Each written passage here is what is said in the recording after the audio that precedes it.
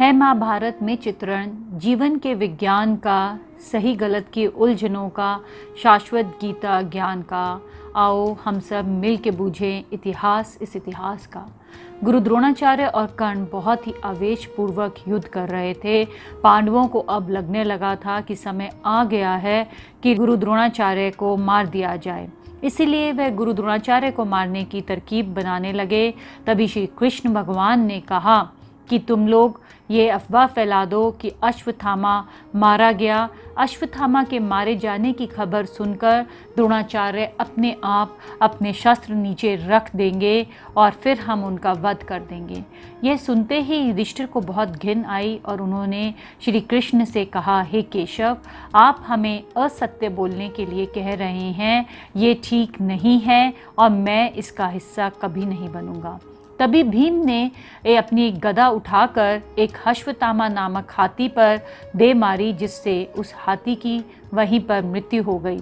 उस हाथी के मरने के बाद भीम जोर जोर से चिल्लाने लगा कि मैंने अश्वत्थामा को मार दिया है, अश्वत्थामा मारा गया।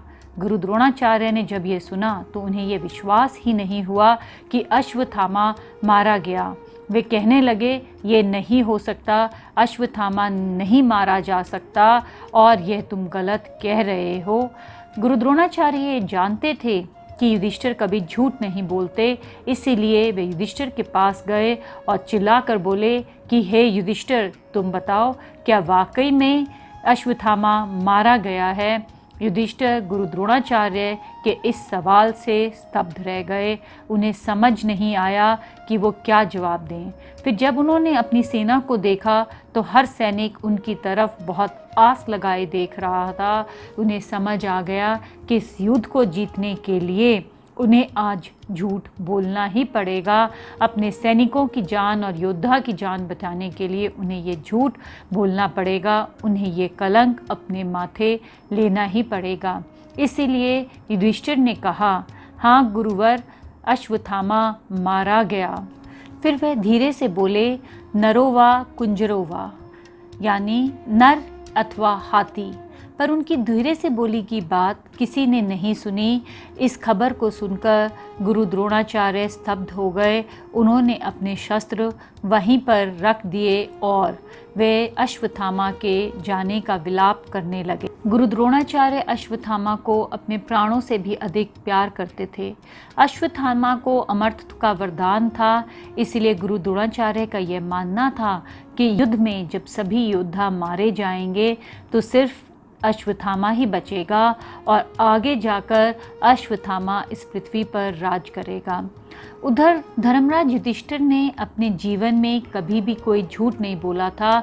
उनकी सत्यवादिता की कस्में देवता भी खाते थे।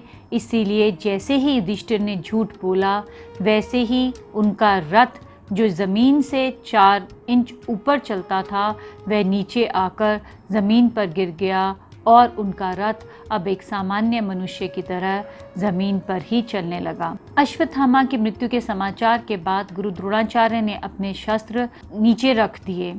अब उनका युद्ध करने का बिल्कुल भी मन नहीं था, इसीलिए वे अब समाधि में बैठ गए। यह देखकर धृष्टद्युम्न गुरु द्रोणाचार्य की तरफ दौड़ा। सभी ने चिल्लाकर उसको रोकने की कोशिश की, पर धृष्टद्युम्न नहीं रुका और उसने अपनी तलवार से गुरु द्रोणाचार्य का सिर धड़ से अलग कर दिया। इस युद्ध के नियमों के अनुसार किसी निहत्थे इंसान के ऊपर प्रहार करना अधर्म था और प्रार्थना करते हुए मनुष्य के ऊपर तो प्रहार करना तो महापाप था, परंतु गुरु द्रोणाचार्य को मारने के लिए ये महापाप अब बहुत ज़रूरी हो गया था।